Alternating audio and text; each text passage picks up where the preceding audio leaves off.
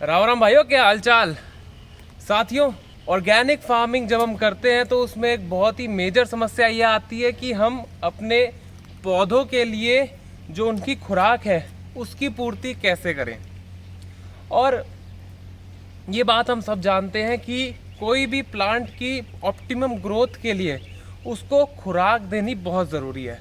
जैसे हमें अच्छा खाना चाहिए एक अच्छे ग्रोथ करने के लिए, उसी तरीके से पौधों को भी सही अमाउंट ऑफ न्यूट्रिशन चाहिए। चाहे आप ऑर्गेनिक फार्मिंग करके अपने पौधे उगाएं या फिर आप केमिकल के थ्रू वेजिटेबल प्रोडक्शन कर रहे हैं, आपको न्यूट्रिशन की पूर्ति करनी पड़ती है। साथ ही साथ जो केमिकल से भी खेती कर रहे हैं हमारे किसान दोस्त, उनके लिए भी एक बहुत गंभीर समस्या ये आ गई है कि जितने भी ये रासायनिक जो हमारे फर्टिलाइज़र हैं उनकी जो कॉस्ट है वो साल भर साल बढ़ती जा रही है, जिसकी वजह से खेती के अंदर इनपुट कॉस्ट बढ़ती जा रही है। तो इसीलिए आज की वीडियो में मैं आप सब लोगों को एक ऐसा कमाल का ऑर्गेनिक फर्टिलाइज़र बनाना सिखाऊंगा जिसको आप अपने घर के अंदर फ्री में बना सकते हैं और आपको इसकी अनलिमिटेड सप्लाई साल भर मिलती रहेगी। तो ज़्यादा देर ना करते हुए वीडियो चालू करते हैं। ये जो फर्टिलाइज़र है जो हम बना रहे हैं उसको बनाने के लिए आपको सिर्फ और सिर्फ ये सूखी लकड़ियों की ज़रूरत पड़ेगी, जो कि हम लेके आ गए हैं। और अब हमने इसको जलाना है। तो आपने इनको बढ़िया से रख के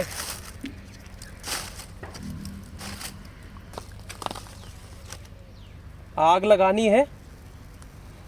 अब हमने सिर्फ इन लकड़ियों को जलने दे रहा है और ठंडा होने के बाद जो राख है हम उसको कलेक्ट करेंगे।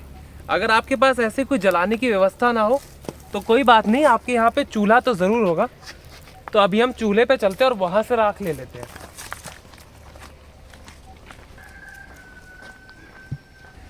तो अभी हम हमारे जो चूल्हा है उसमें से राख थोड़ी इकट्ठी कर लेंगे।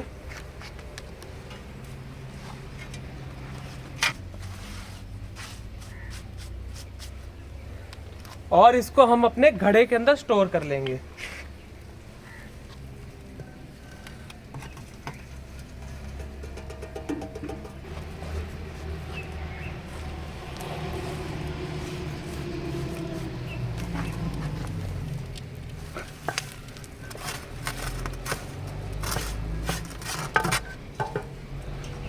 तो हमने ये सारी की सारी राख अपनी इस घड़े के अंदर स्टोर कर ली है।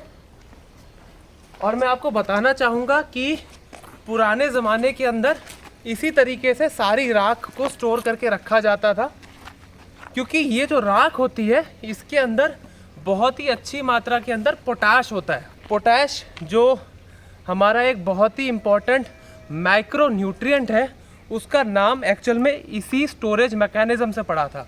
दरअसल पुराने ज़माने के अंदर जितनी भी राख है उसको घड़े में स्टोर कर लिया करते थे और घड़े में स्टोर करी गई राख को ही पोटैश बोलने लग गए। पॉट के अंदर पड़ी हुई ऐश, पोटैश, ठीक है ना। अब इसके अंदर एक चीज़ और देखने वाली होती है कि ये जो राख है हमारी, इसके अंदर 10% से ज़्यादा हमारे पास पोटेशियम होता है जो कि पोटैश का काम करता है। और इसके अंदर आपने एक दो बात और ध्यान रखनी है कि जितनी ज़्यादा सफ़ेद राख होगी उतना ज़्यादा उसमें पोटेशियम होगा। आपको बाई चांस ना पता हो तो मैं ये भी बता दूं, हमारे पौधों के लिए 3 मेन न्यूट्रिएंट्स की ज़रूरत होती है। सबसे पहले है नाइट्रोजन, उसके बाद है फॉस्फोरस और तीसरे नंबर पे हमारा सबसे इम्पॉर्टेंट न्यूट्रिएंट आता है पोटैश। और उसी का आज हम फर्टिलाइज़र ये बनाए हैं। अब चलिए आपको ये दिखाते हैं कि हमें इसको कहाँ, कैसे और कब इस्तेमाल करना है। अभी ये आग तो लगी हुई है तो इसमें से राख इकट्ठा करना अभी तो संभव नहीं होगा क्योंकि बहुत गर्म है, बट स्टिल हमारे को एक और वीडियो बनानी है राख पे ही, उसके लिए ये वाली राख काम आ जाएगी। अभी हम आपको ये लेके चलते हैं खेत में और बताते हैं कि हमने इसको कैसे और कब यूज़ करना है। तो अगर आपके घर में कभी भी आग लगती है, मतलब आग लगे तो बुझा देना, मेरा कहने का मतलब ये था, कभी भी आपके घर में ऐसे लकड़ी जलाई जाती है या फिर चूल्हे के अंदर आपको ऐसी राख दिखाई देती है तो आप उसे कलेक्ट ज़रूर कर लेना, क्योंकि ये बहुत ही बेनिफिशियल है। अब मैं आपको दिखाता हूँ कि इसको हमने डालना कब है। आप जैसे कि यहाँ देख सकते हैं, ये जो हमारा पौधा है इसकी ये पत्तियों के अंदर कोनों से बर्निंग हो रही है। ये एक क्लासिक एग्जाम्पल है पोटेशियम की कमी होने का। तो ऐसे के अंदर हम इसके पास ही जो हमारी राख है, ज़्यादा नहीं, 1 मुट्ठी डाल देंगे। और कुछ करने की ज़रूरत नहीं है। जब इस पे पानी पड़ेगा तो इसके सारे जो धातु हैं वो पानी के साथ नीचे चले जाएंगे और ये बहुत अच्छा आपका पोटेशियम का काम करेगा। इसके अलावा आप एक और काम कर सकते हैं। आपके पास अगर केचुआ खाद है या दूसरी गोबर की या पत्तियों की खाद है, आप उसके अंदर भी इसको डाल सकते हैं। 100 किलो गोबर की खाद या वर्मी कंपोस्ट में आप इसमें 10 किलो उसको मिला लेंगे तो आपकी गोबर की खाद के अंदर ही बहुत अच्छी पोटेशियम की मात्रा हो जाएगी। साथियों, मैं आपको बताना चाहूँगा कि ये पोटेशियम फर्टिलाइज़र अगर आप अपने खेत में डालते हैं तो आपके पौधों की फर्टिलिटी और इम्यूनिटी दोनों बढ़ेंगी। जब पौधा इम्यून ज़्यादा होगा तो उसमें फंगस के अटैक और अन्य बीमारियाँ वो कम आएंगी। इसी के साथ साथ जो फ्लावर्स हैं, जैसे ये फूल बन रहे हैं, आपके इसमें फ्लावर सेटिंग ज़्यादा होगी और फ्रूटिंग भी ज़्यादा होगी। इसी के साथ साथ फ्रूट का टेस्ट, साइज़ और टेक्सचर, तीनों चीज़ों में इम्प्रूवमेंट आपको देखने को बहुत अच्छे से मिलेगी। और हमें ये तो पता ही है कि जो हमारी ये राख है ये बहुत अच्छा ऑर्गेनिक कार्बन का भी काम करती है।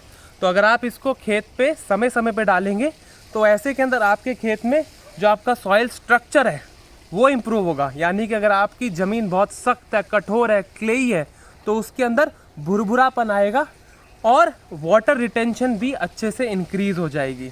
ये जो साइड बर्निंग है वो क्लासिक एग्जाम्पल है पोटेशियम की डेफिशिएंसी होने का। हमने आपको फ़ोटो में और भी दिखा रखा है कि नाइट्रोजन की डेफिशिएंसी पत्तों में कैसी दिखती है, फॉस्फोरस की डेफिशिएंसी कैसी दिखती है और पोटैश की तो ऐसी दिखेगी। आपको ये डेफिशिएंसी पकड़ने का भी अंदाज़ा होना चाहिए, क्योंकि आपको अगर बीमारी पकड़ में ही नहीं आएगी तो आप उसका इलाज कैसे करोगे। खैर, अभी हम चलते हैं हमारे खेत में। हम सभी सब्जियों के अंदर थोड़ा थोड़ा इसको डालते हैं।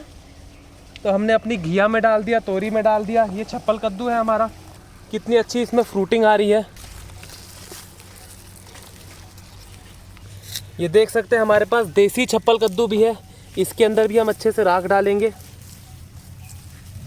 साथियों, मैं आपको बताना चाहूँगा कि पुराने ज़माने के अंदर लोग अक्सर खेत के अंदर अपनी पुरानी फसलों को और जितनी भी खरपतवार और जो भी रेसिड्यू होता था उसको जला दिया करते थे, जिसको स्लैश एंड बर्न टेक्निक बोला करते थे। अभी भी कुछ ट्राइबल इलाकों में ऐसे टाइप की खेती होती है।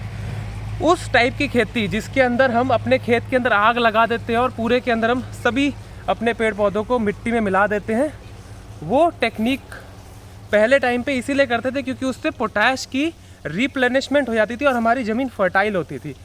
आज के समय में ये करना पॉसिबल नहीं है क्योंकि अब जनसंख्या बहुत बढ़ गई है, वातावरण में प्रदूषण भी बहुत हो गया है। तो उसका बेस्ट ऑल्टरनेटिव ये है कि हम ये वाली राख को कलेक्ट करके रखें जब भी लकड़ी हमारे चूल्हे में या कहीं पे भी जलती है, और उसको हम हर टाइप की सब्जी में अपने डाल सकते हैं। हमने ककड़ी में डाल दिया, चप्पल कद्दू में डाल दिया, ये है जी पेठा, भिंडी में भी आप डाल सकते हैं। इनफैक्ट आप इनको लगभग हर सब्जी में डाल सकते हैं। बस एक चीज़ का ध्यान रखना है, और वो चीज़ ये है कि आपको ये ध्यान रखना चाहिए कि जो हमारी ये राख है, क्योंकि इसमें पोटैश ज़्यादा होता है, तो ये आपकी ज़मीन का पीएच थोड़ा बढ़ाएगा। चाहे आप केमिकल, जिसे हम MOP बोलते हैं, म्यूरेट ऑफ पोटाश, वो आप अपने खेत में डाल रहे हैं, या आप कोई भी ऑर्गेनिक पोटैश डाल रहे हैं, क्योंकि पोटैश की तासीर पीएच को बढ़ाने वाली होती है। तो आप उन सब्जियों में इसको मत डालना जिनके अंदर पीएच हमारा 6 से कम चाहिए रहता है। और दूसरी बात, अगर आपके खेत के अंदर पीएच कम है तो आप इसे भरपूर डाल सकते हैं, लेकिन अगर पीएच ऑलरेडी आपका 8 है तो उस केस में आप इसको मत डालिएगा। तो ये बहुत अच्छा फर्टिलाइज़र है, लेकिन आपने ये ज़रूर ध्यान रखना है कि आप कौन सा पौधा लगा रहे हैं, उसका पीएच रिक्वायरमेंट क्या है, जिसकी हम लिस्ट यहाँ पे दे रहे हैं। तो यहाँ पे लिखा हुआ है हर एक सब्जी जिसके अंदर कौन कौन सी पीएच का रेंज उनके लिए सूटेबल है। एक तो आपने ये देखना है, और दूसरा आपने ये देखना है कि आपकी ज़मीन के अंदर पीएच ऑलरेडी कितना है। तो हद से ज़्यादा अगर आप पीएच कर देंगे तो वो भी आपके लिए नुकसानदायी हो सकता है। उम्मीद है आपको ये हमारी वीडियो पसंद आई हो। अगर आपको मन में कोई भी सवाल है तो आप नीचे कमेंट्स में लिख सकते हैं, मैं सभी कमेंट्स पढ़ता हूँ। जवाब ना भी दे पाऊँ तो टेंशन मत लेना, मैं सब सवाल को पढ़ता हूँ। और अगर आप खेती ढंग से सीखना चाहते हैं तो आप मेरे कोर्सेज ज्वाइन कर सकते हैं। हमारे पास खेती से रिलेटेड बहुत सारे प्रैक्टिकल बेस्ड कोर्सेज हैं जिनकी ऑनलाइन क्लासेस भी होती हैं। तो आप दिए गए नंबर पे हमसे कांटेक्ट करके अगली क्लासेस के अंदर ज्वाइन कर सकते हैं। जल्दी मिलते हैं फिर। जय हिंद, जय जवान, जय किसान, राम राम।